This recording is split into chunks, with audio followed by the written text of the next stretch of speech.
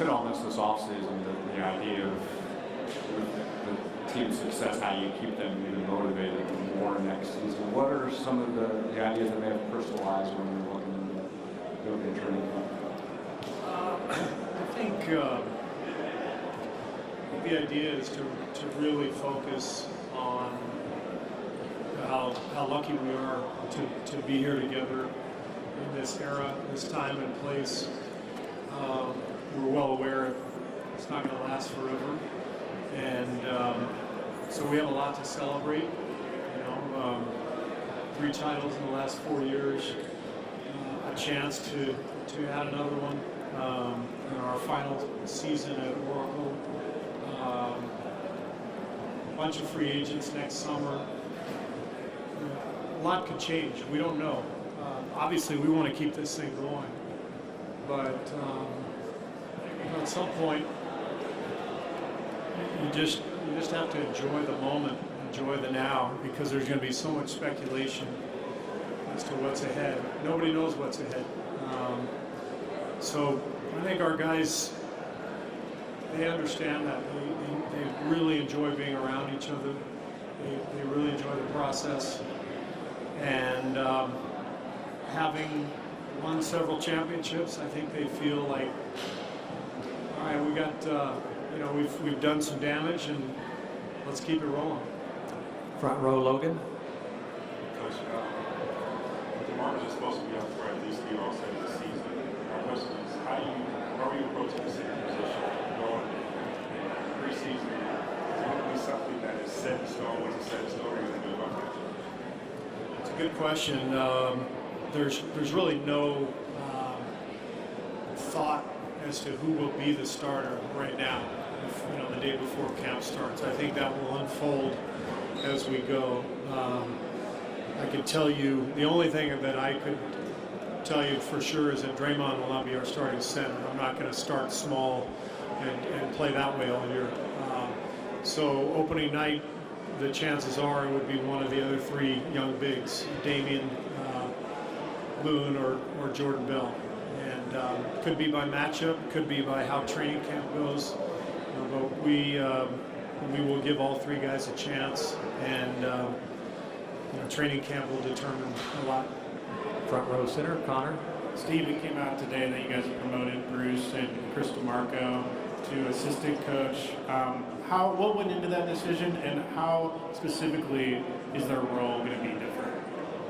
I think one of the areas where we want to improve is because of the number of young players on our roster, is the player development aspect. The last couple of years, we've sort of been in recovery mode for much of practice with our top 6-7 guys. We've had some, beyond that, we've had veteran guys, David West, and JaVale McGee, and Zaza. And so we haven't been in a situation where we've got 6, 7 very young players who need work. And so there's a clear delineation on this roster between youth and experience. And the youth, they need work. And so we're going to revamp kind of the way we practice for those guys. And we wanted to put Chris DeMarco in charge of that development program. He's doing a great job with it. Bruce has done a great job. I can't believe I just called him Bruce. Only his mom calls him Bruce, and you apparently. Q's done a great job. He's taken on more responsibility on the coaching side in terms of our offensive schemes, and so it seemed like a natural fit to bump both guys up into those roles. Second row, left-hand side, Phil. Hey, Steve. How much can you expect from Shaun, Livingston, and Iguodala this year based on what you saw last year? Can they be as integral to this team as they have been in previous years? Yeah, I don't see why not. And I think our approach this year will be very similar. Our idea last year was let's have them at their best in the playoffs. And both guys played critical roles for us in the postseason. So, they're at the point in their careers where they're going to need rest, they're going to need recovery, they're going to need rhythm on their own time frame as the season goes, and we'll try to balance all of that out. Front row, left-hand side, Tim. Steve, also in those announcements, noticed there was a Nick Kerr mentioned. What does it mean to you to have Nick back? What do you think he learned from the year with Popovich? Well, he stole all Pop's secrets, and he brought all that information back, a whole binder full of stuff, which is great. I actually sort of felt bad when I called Pop to tell him I wanted to bring Nick back. He had such a great experience down there. But he's going to be in the video room. He'll be working with Jacob and Khalid and James and those guys. And those guys probably work the longest hours of any of us on the staff, and it'll be good for Nick to be in there. Same thing he did in San Antonio, and be a good role for him. It'll be fun for me to have him around. Front row, right-hand side. I think Jordan Bell said he pushed himself to another limit this summer in his training. And what have you seen from him? Bob said there's a seriousness to this guy. He knows there's an opportunity for him. And how far did he grow to get to this point? Yeah, I think his approach seems much more steady. Most rookies are kind of in shock when they understand, or when they get to understand how they have to prepare and how it really is a daily routine. And I think most guys make their biggest improvement between their first and second years. So I think Jordan has been fantastic all summer. I think the finals experience, the conference finals last year, probably propelled him to another level. And I think he's ready to take another step. So we're excited about Jordan. Right-hand side, back row. Hi, my name is Annika. I'm from Swedish radio, so I represent all the Swedes that want Jonas Johansson to play a lot, okay? But just kidding, when did you first get to know about him? What do you expect from him? What kind of role do you think he might have? I first saw Jonas play at the Euro camp, Euro pre-draft camp in Treviso. I think that would have been 2009, maybe. And was really impressed. I was with the Phoenix Suns, and he came in and was very aggressive and physical and could make shots, and so I liked him back then. I've watched him since, and he's a good role player. He's a guy who can step out, make three-pointers, but knows how to play. Good cutter, good screener. So he's going to be a very good addition to our team. He's aware that we have a very deep team, that there's going to be times, much to the chagrin of his Swedish fans, that he doesn't play, and there are going to be times where he could start and play a lot. So he understands the flexibility that he offers is important, and his professionalism and staying prepared is going to be very important. Second row, left-hand side, Tim.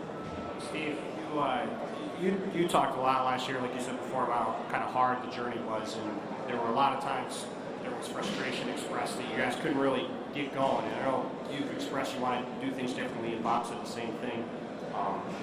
And looking back on it, how much did that play into the ability of the team to kind of, at times not be able to kind of get out of second gear, in your opinion? Well, I don't know. I mean, there's no formula for this stuff. You just try to feel it as a coach. I'm usually pretty frank with you guys, with the players.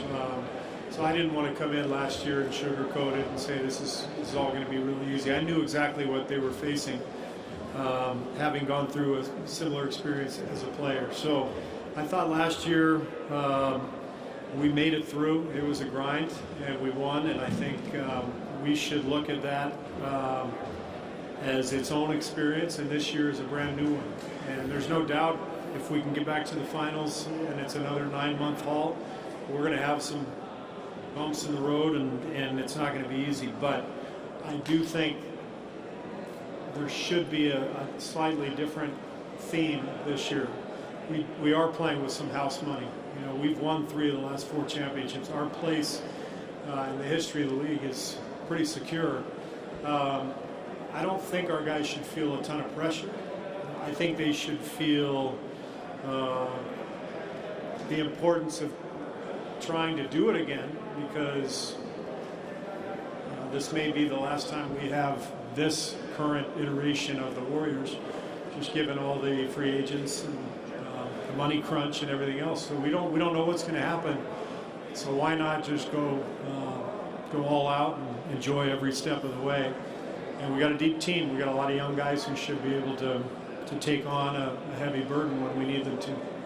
Middle second row. Steve, Jeff Ferrato for the Bay Area News Group. Can you talk about, you signed a new contract in the offseason, how nice that is for you, and also just give us an update on how you're feeling, what your health situation is. Yeah, I feel good, and I'm excited about contract extension. There's no other place I'd want to be in the NBA. No other job I would want in the world. So I'm lucky. I'm very, very lucky to be here. It's my dream job, and I've got two of my kids are here in the Bay. My daughter is in law school at Berkeley, and my wife loves it up here. So I'm incredibly blessed and feeling good and excited about the season. Left-hand side, second row, Phil. Steve, you've talked about how last year you talked about how you would be expecting more from Damian Jones this year, and how this could be a real opportunity for him. What are you sensing from his mindset and how ready he is for that opportunity?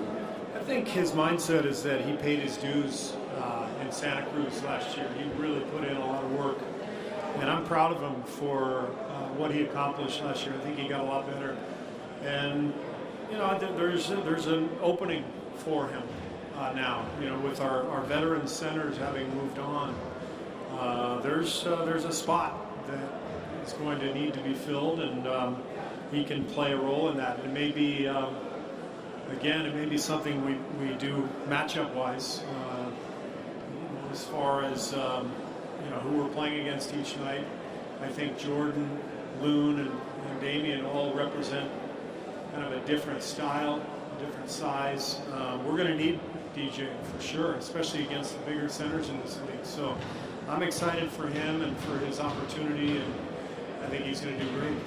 Last question for Coach Kerr, front row. Steve, when you look up at the bench this year compared to last year in terms of youth versus some of the veterans, how do you kind of weigh some of the potential benefits of having younger players versus how do you offset this losing some of the veteran voices? Yeah, I mean, we'll see how it plays out. I mean, I think the last couple of years, tough to quantify the impact that David West and Zaza and JaVale made.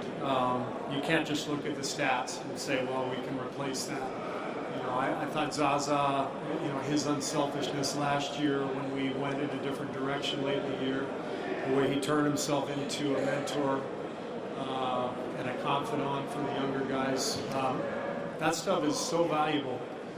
And David was a mentor for all of our younger guys the last 2 years. So we're going to miss that. You know, we're going to have a different dynamic this year.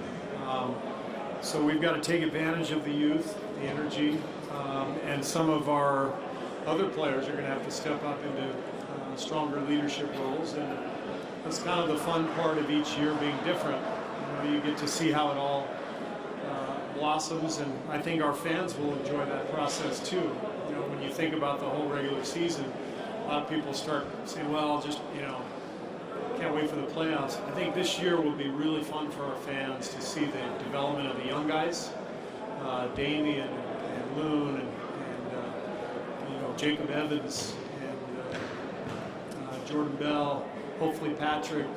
You know, so you watch these guys develop. Then you get to see DeMarcus Cousins once he's healthy. How does he fit into the team? How does the team grow as a whole? I think it'll be fun as a coach. It'll be fun for our fans to see, and hopefully by the end of the season we'll be clicking and ready to roll in the playoffs.